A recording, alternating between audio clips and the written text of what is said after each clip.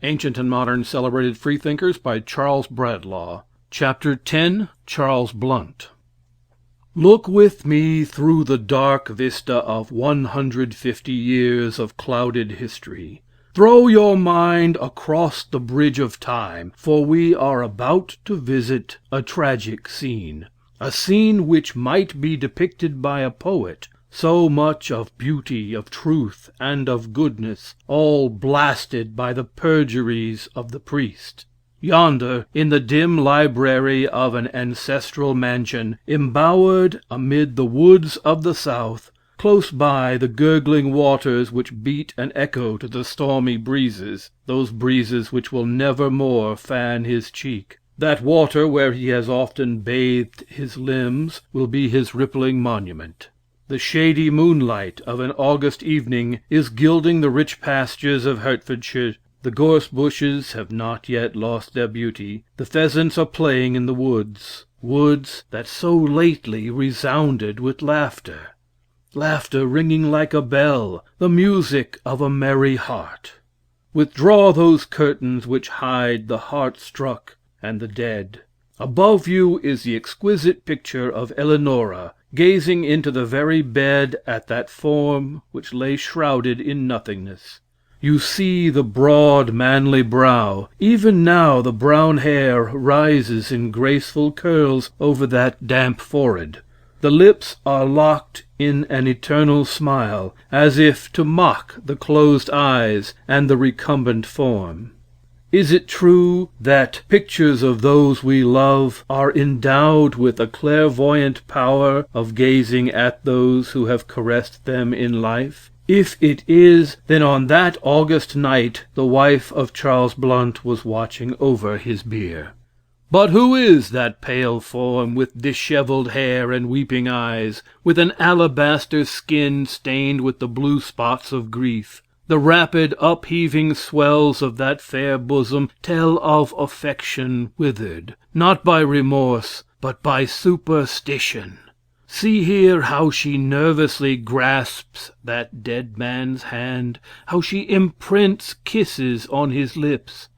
Her hair, which yesterday was glossy as the raven's, is now as bleached as the driven snow. Today she utters her plaintive cries. Tomorrow she hastens to join her lover in the tomb. This is a sad history. It should be written with the juice of hemlock, as a warning to genius of impatient love. While the fair girl watches by the couch of the suicide, while from the painted canvas Eleanora gleams on the living and the dead, while the clouds of night gather silently over that ancestral hall, around the drooping combs on the bold sloping park, and the clear blue river, all so quiet and gentle, let us gather up the events of the past, and learn the cause of a death so tragic, a grief so piercing. In the year 1672, at the age of 19 years, a young man, the son of a baronet, led to the altar the lovely daughter of Sir Timothy Tyrrell. Flowers strewed the path of the wedded pair, and for years their life was one scene of bliss.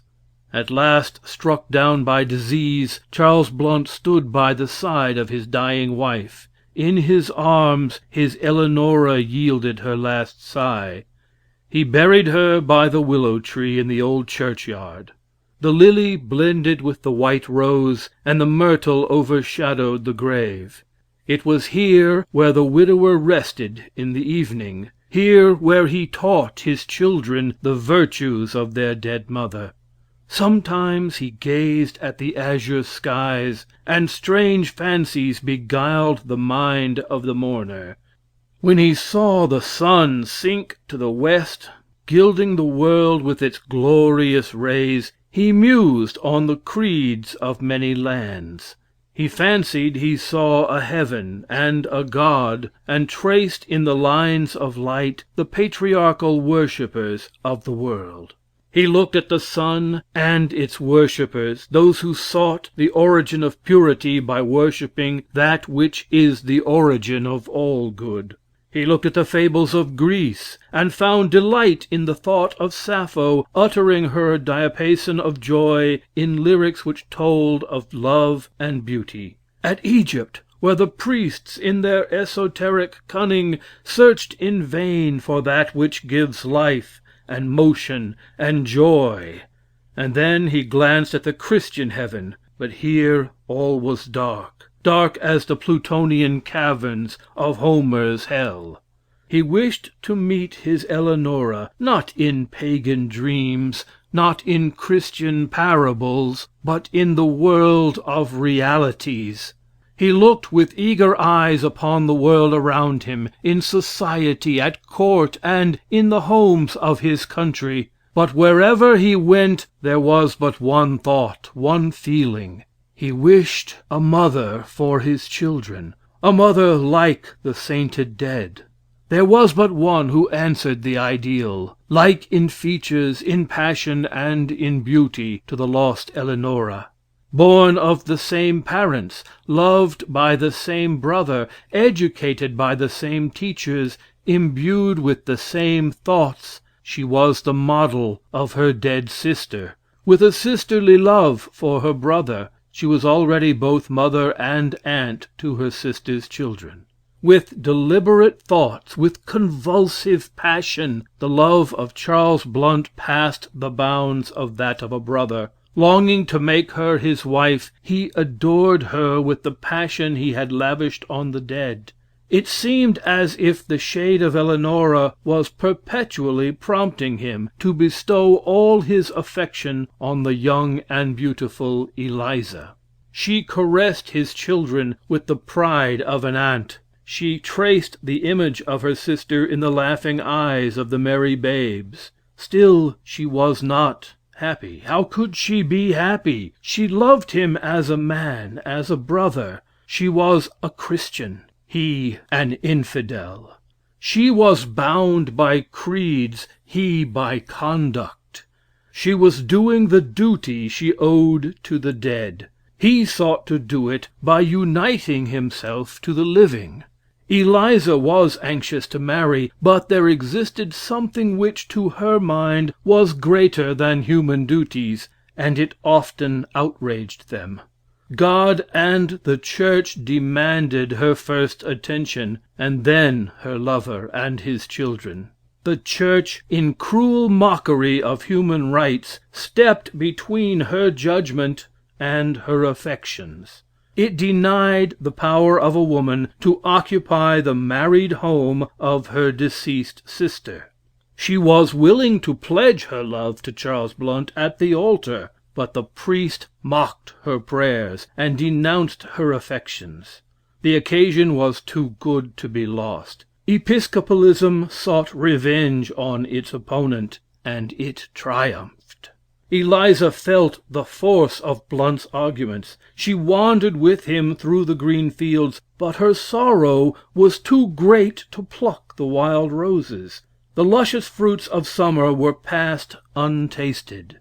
A heart sick and in trouble, a mind wandering from her sister's grave to her children, and then at the anathema of the church, made her a widowed maid.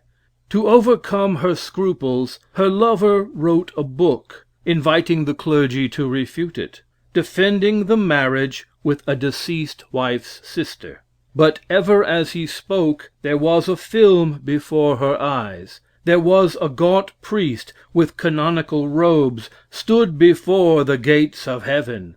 Before him and through him was the way to an eternal happiness. Below him was a fiery hell, and he shouted with hoarse voice, "Incest! Incest! Incest!" And ever as he shouted, he pointed with his finger of scorn at this Christian hell, and she conjured up in her mind the old stories of this priest, until she saw the livid flames rising up higher, till they encircled her form. And then the priest screamed with fury, "Anathema Maranatha! Incest! Incest!" and in terror she stood, with the big drops of sweat dripping from her brow, with her heart beating, with her mind distracted, but her affections unclouded. The priest was the Church of England, and those fancies were driven into her imagination by her creed, her litanies, and her sermons. Eliza Tyrrell was miserable. She was placed between her love, her duty, and her religion. If she had been a woman of a strong mind, she would have torn her creed into shreds. She would have dared the anathema of the priest, the ostracism of its dupes, and would have clung to the man she loved so truly, in defiance of that which was, at the best, but a faint possibility. The arguments in that pamphlet of Blount's were conclusive, but she distrusted reason. The plainest dictates of common logic were referred to the promptings of the devil. How could it be otherwise? Can the teachings of a lifetime be overthrown by the courtship of a few months? Eliza Tyrrell, true to Blount, loved him. True to her religion, she durst not marry him without the sanction of the Church. So Blount, as a last resolve, laid the matter before the Lords Vicegerent at Canterbury, and many of those most learned divines of England, and from those ecclesiastical leeches there was a Shylock cry of incest, incest, incest. And those terrible words came greeting the ears of Charles Blount, making his home like a charnel house, and they nearly sent his beautiful Eliza to a maniac's grave. Still she lingered on. Denied the power of a wife, she would not relinquish her duties as a mother to her sister's babes. There was a calm heroism here which few can imitate. The passions of Blount could not brook further insults. The last kick of bigotry against the broken-hearted freethinker was given. He could no longer rise with the lark and roam over the hills of his ancestral home. To him the birds, as they warbled, spoke of joys never to return. The broad river told him of the days when the little skiff floated on its waters with Eleonora. And even his friends only too bitterly reminded him of the tournaments of wit where Hobbes, Brown, and Gildon jousted each other in the presence of his wife. His life was one scene of misery. He saw no chance of amendment. In a fit of despair, he loaded his pistol with due deliberation, placed it to his head, and shot himself. He lingered for some time, and then died on the breast of Eliza. This was a strange suicide. Blount's memory bears its weight of obloquy. It is hard to draw the line when and where a man has a right to take away his life. Common sense tells us that so long as our families are dependent on us, we have no right to end our lives. And if we have no dependents, no friends, then our country has a claim upon us. But at the same time, the one sole end of existence is to be happy. If a man cannot find happiness in life, if there is a great coalition against him, he is justified in taking up arms against them. But at the same time, it proves a greater amount of courage to bear up against the ills of life than to madly leave it, and thus weaken the force of those who wish to stem its injustice. Charles Blount died, and with him expired much of the chivalry of freethought. His friend Charles Gildon, writing of him to a lady, says, "You know Austria, Eliza, and have an exact friendship with her. You can attest her beauty, wit, honor, virtue, good humor, and discretion. You have been acquainted with the charms of her conversation and conduct, and condemn her only adhering to a national custom, to the loss of so generous a friend and so faithful a lover. But custom and obedience meeting the more easily, betrayed her virtue into a crime. I know my friend loved her to his last breath, and I know, therefore, that all who love his memory must, for her sake, love and value her, as being a lady of that merit, that engaged the reason of Philander (Charles Blount) to so violent a passion for her. The same writer says, his father was Sir Henry Blount, the Socrates of the age, for his aversions to the reigning sophisms and hypocrisies, eminent in all capacities, the best husband, father, and master, extremely agreeable in conversation, and just in all his dealings. From such a father our hero derived himself, to such a master owed his generous education, unmixed with the nauseous methods and profane opinions of the schools. Nature gave him parts capable of the noblest sciences, and his industrious studies bore a proportion to his capacities. He was a generous and constant friend, an indulgent parent, and a kind master. His temper was open and free, his conversation pleasant, his reflections just and modest, his repartees close, not scurrilous. He had a great deal of wit, and no malice. His mind was large and noble, above the little designs of most men, an enemy to dissimulation, and never feared to own his thoughts. He was a true Englishman, and lover of the liberties of his country, and declared it in the worst of times. He was an enemy to nothing but error, and none were his enemies that knew him, but those who sacrificed more to mammon than reason. This was the man who died, because a dominant priesthood insisted on a dogma which interfered with a purely secular right, which blasted two hearts in a vain attempt to perpetuate a system which dashes its rude fingers and tears out the heart of human felicity to sprinkle the altar of superstition with the gore of offended innocence. Charles Blount was a deist. As such, he believed in a God, which he described in his account of a deist religion. Let us examine his thoughts and see if they bear the interpretation which Christianity has always placed upon them. Blount gives the deist's opinion of God. He says, whatever is adorable, amiable, and imitable by mankind is in one supreme, perfect being.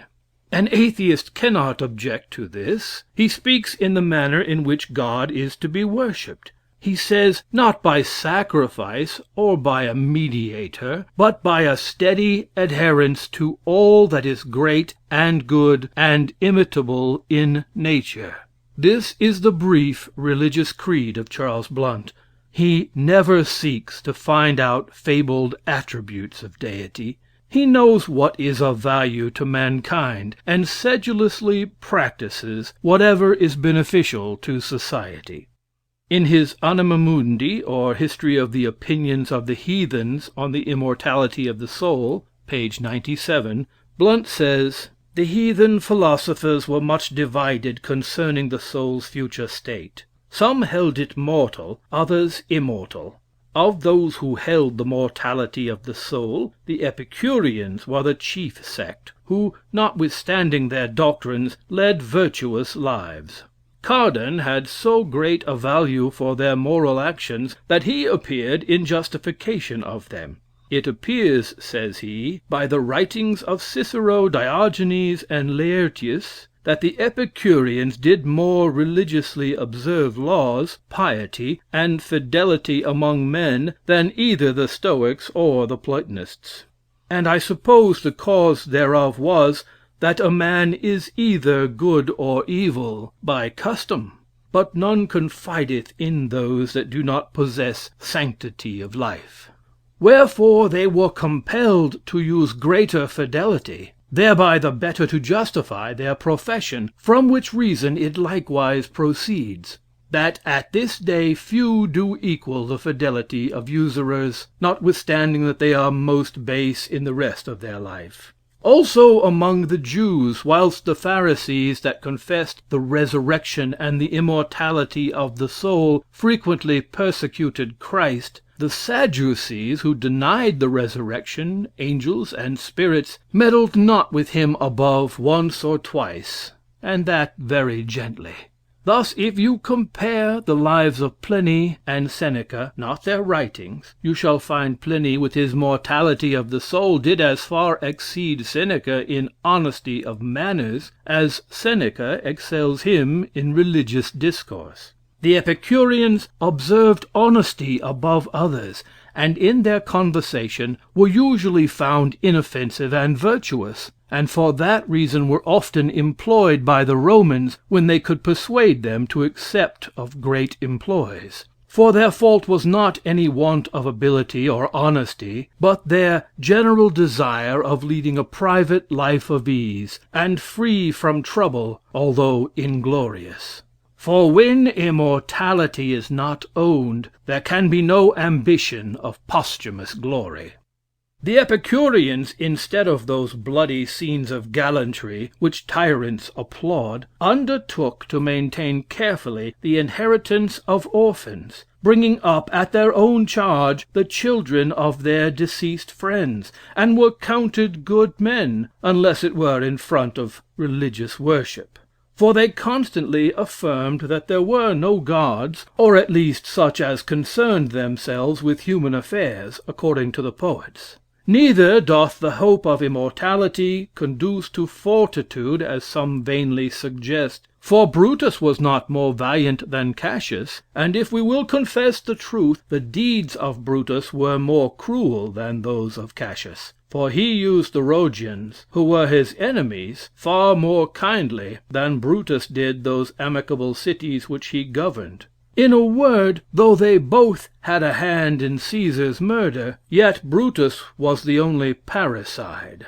So that the Stoics, which believed a providence, lived as if there were none, whereas the Epicureans, who denied it, lived as if there were. The next sect to the Epicureans in point of incredulity concerning the soul, I conceive to be the Skeptics, who were by some esteemed not only the modestest, but the most perspicuous of all sects. They neither affirmed nor denied anything, but doubted of all things. They thought all our knowledge seemed rather like truth than to be really true, and that for such like reasons as these. 1. They denied any knowledge of the divine nature, because they say, to know adequately is to comprehend, and to comprehend is to contain, and the thing contained must be less than that which contains it. To know inadequately is not to know.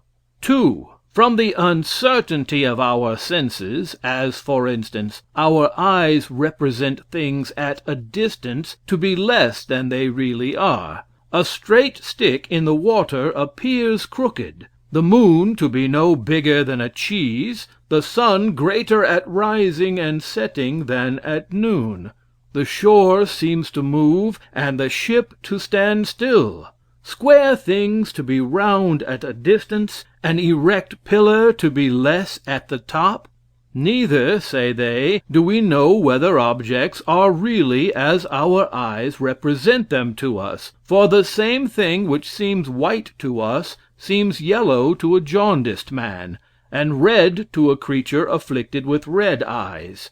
Also, if a man rubs his eyes, the figure which he beholds seems long or narrow, and therefore it is not improbable that goats, cats, and other creatures which have long pupils of the eye may think those things long which we call round. For as glasses represent the object variously, according to their shape, so it may be with our eyes. And so the sense of hearing deceives. Thus the echo of a trumpet sounded in a valley makes the sound seem before us, when it is behind us. Besides, how can we think that an ear, which has a narrow passage, can receive the same sound with that which has a wide one? or the ear whose inside is full of hair to hear the same with a smooth ear. Experience tells us that if we stop or half stop our ears, the sound cometh different as when the ears are open, nor is the smelling, taste, or touch less subject to mistake, for the same sense please some and displease others, and so in our tastes. To a rough and dry tongue, that very thing seems bitter as in an ague, which to the most moist tongue seems otherwise, and so it is in other creatures. The like is true of the touch, for it were absurd to think that those creatures which are covered with shells, scales, or hairs, should have the same sense in touching with those that are smooth. Thus, one and the same object is diversely judged of according to the various qualities of the instruments of sense, which convinceth to the imagination. From all which the skeptic concluded, that what these things are in their own nature, whether red, white, bitter, or sweet, he cannot tell. For, says he, why should I prefer my own conceit, in affirming the nature of things to be thus or thus, because it seemeth so to me, when other living creatures perhaps think it is otherwise? But the greatest fallacy is in the operation of our inward senses, for the fancy is sometimes persuaded that it hears and sees what it does not, and our reasoning is so weak that in many disciplines scarce one demonstration is found, though this alone produces science. Wherefore it was Democritus's opinion that truth is hid in a well, that she may not be found by men. Now, although this doctrine be very inconsistent with Christianity, yet I could wish Adam had been of this persuasion, for then he would not have mortgaged his posterity for the purchase of a twilight knowledge. Now, from these sinister observations it was that they esteemed all our sciences to be but conjectures, and our knowledge but opinion. Whereupon, doubting the sufficiency of human reason, they would not venture to affirm or deny anything of the soul's future state, but civilly and quietly gave way to the doctrines and ordinances under which they lived, without raising or espousing any new opinions. Speaking of the origin of the world, Gildon gives the following as a translation from Ocellus Lucanus. Again, says he, as the frame of the world has been always, so it is necessary that its parts should likewise always have existed. By parts I mean the heaven, earth, and that which lieth betwixt, viz., the sky, for not without these, but with these, and of these, the world consists. Also, if the parts exist, it is necessary that the things which are within them should also coexist, as with the heavens, the sun, moon, fixed stars, and planets, with the earth, animals, plants, minerals, gold and silver, with the air, exhalations, winds, and the alterations of weather, sometimes heat and sometimes cold. For with the world all those things do and ever have existed as parts thereof. Nor hath man had any original production from the earth, or elsewhere, as some believe, but have always been, as now he is, coexistent with the world, whereof he is a part. Now corruptions and violent alterations are made, according to the parts of the earth, by winds and waters imprisoned in the bowels thereof. But a universal corruption of the earth never hath been, nor ever shall be. Yet these alterations have given occasion for the invention of many lies and fables.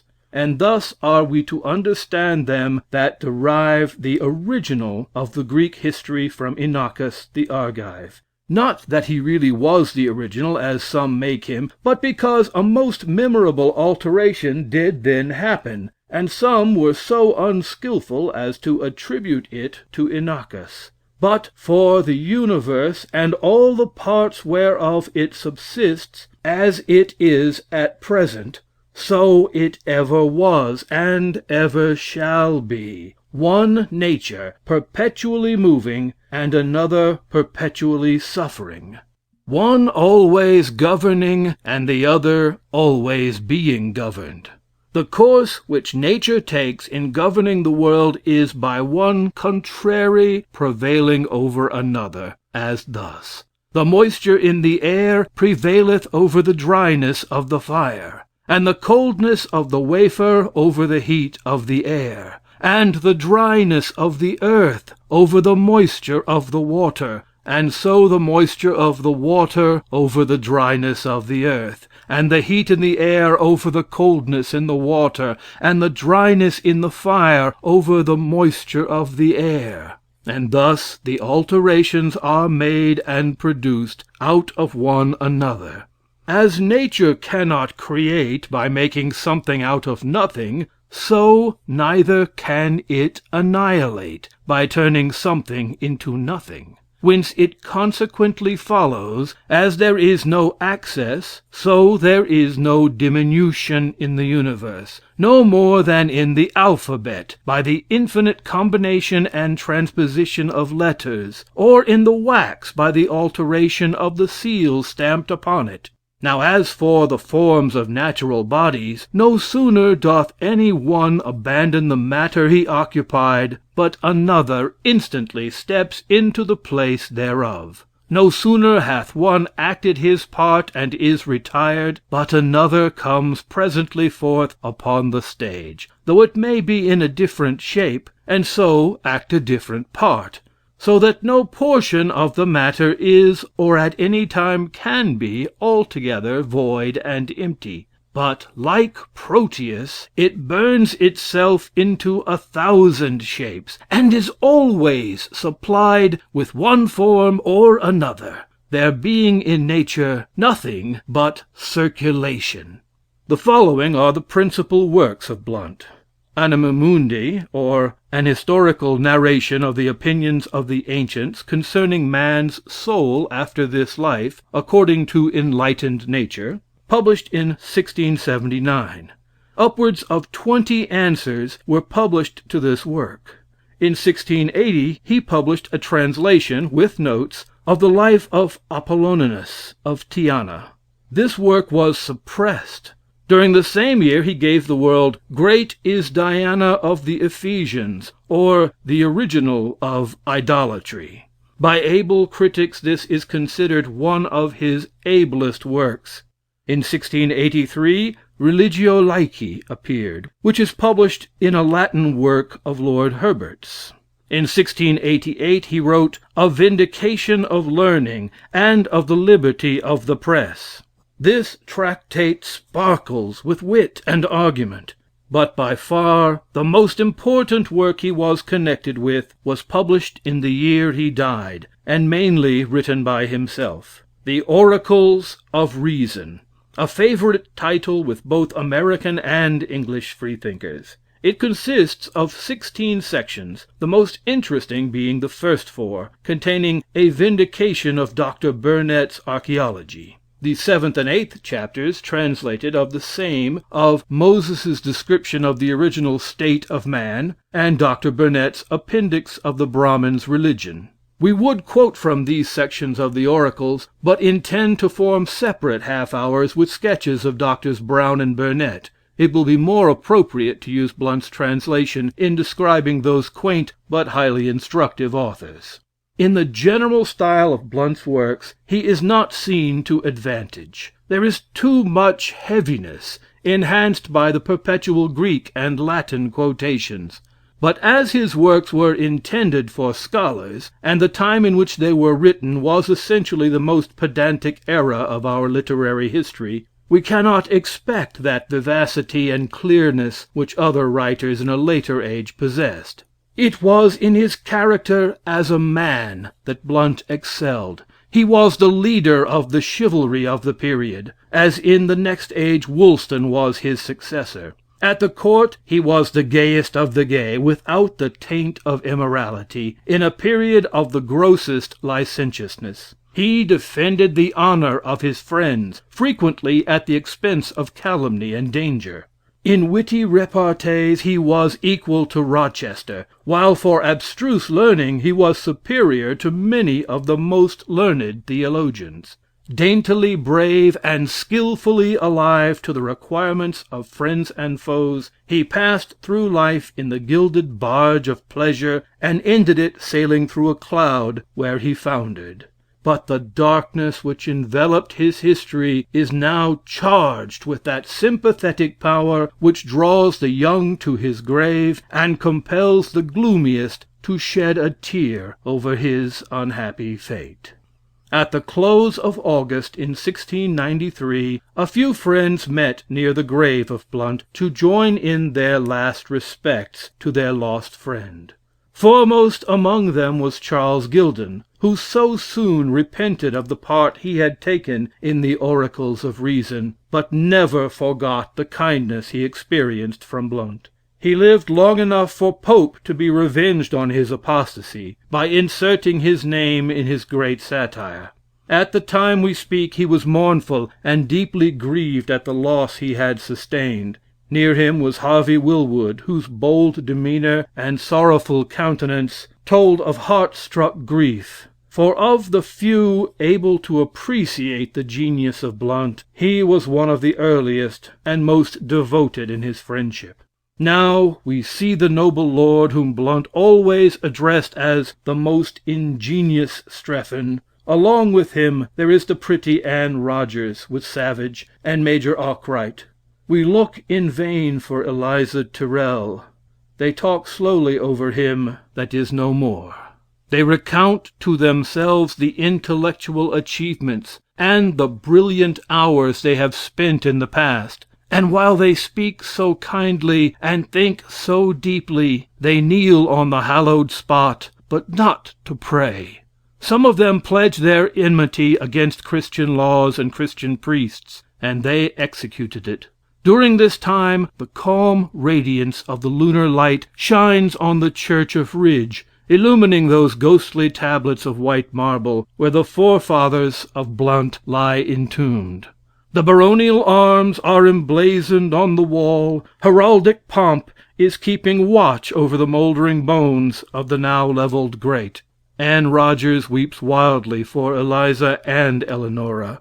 Those metaphysical disquisitions which have exalted woman to so high a nature, that devotion to aesthetics which women should always cultivate, not as a household slave, but as one of equal rights with a man, and his leader in everything which concerns taste, elegance, and modesty. Such gifts in no ordinary degree had Anne Rogers, and often in dialectic subtlety had she mastered her relative, who stood by her side, and given tokens of her admiration of Blount's philosophy and conduct. Strephon was passionately attached to his confidant and friend, and could not give so calm an expression to his loss. He wept wildly, for he had lost one who tempered his rebuke with a kind word, and pointed out that Epicurean path which leads to enjoyment without excess, to pleasure without a reaction. It was a memorable meeting. While the remembrance of past deeds of love lighted up the eye and made the blood course faster through their veins, Anne Rogers detailed the following episode in his character. Blount had visited the court of King James, and had been singled out by that monarch for one of his savage fits of spleen. "I hear, Mr. Blount, that you are very tenacious of the opinions of Sir Henry, your father, and you consider his conduct during the rebellion as worthy of imitation. Is it so?" "Your Majesty," replies Blount, "has been correctly informed. I admire my father's conduct." "What," says James, "in opposing his king?" Blount quickly answered, "A king, my liege, is the chief magistrate of the Commonwealth, and is so hereditarily while he obeys the laws of that Commonwealth, whose power he represents. But when he usurps the direction of that power, he is king no longer, and such was the case with your royal father." With a scowl of defiance on his face, King James left the Freethinker, and sought more congenial company. And as Anne Rogers told the story, each eye was dimmed with tears. The moon had risen high in the heavens ere the mourners prepared to depart. The first streaks of dawn broke through the eastern sky, and revealed the grave watered with tears, where the most chivalrous Freethinker of his age reposed, in that sleep which knows of no awakening. End of chapter 10.